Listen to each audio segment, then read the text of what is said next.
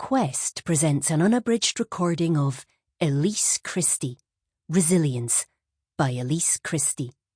Narrated by Cathleen Mccarron. For my grandmothers, Arlene Eason and Anne McCann, who continued to support me until their last breath. Prologue. I thought, I'm done. And with that thought, the blade went in. As it did, I knew enough to understand that I was no longer myself, no longer Elise. I'd cut myself before, of course, but that was different. The sting of pain from previous cutting escapades was temporary, intended simply to replace the emotional pain I was feeling at that moment with something more immediate. And it did that for a while. A good cut could buy me a couple of hours of respite. Then the emotional pain returned, more hurtful than before, and requiring a deeper cut to make it go away. By December 2018, I'd reached a point in my life where I simply couldn't sweep everything under the carpet. The frustration because of injuries, the low self-worth, the constant financial pressures of being an athlete in a minority sport whose boyfriend had just dumped them by text message. Then there was losing Nick Gooch, my coach.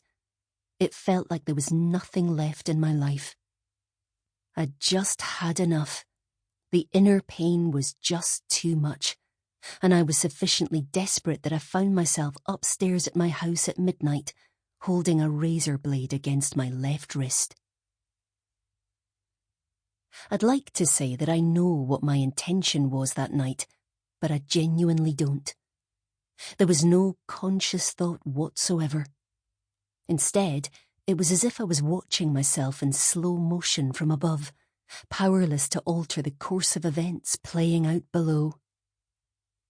I slid the blade deeper, much deeper than before, beyond the skin and blood and into something below that appeared to be white and important.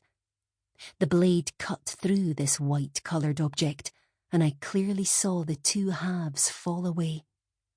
Oddly, there was no pain. What the fuck? Was that my vein? I thought, instantly returning to myself. It is my vein. I'm going to fucking die. One thing I knew right then was that I didn't want to die. I shouted to my friend Brett for help. Thank God. Sample complete. Ready to continue?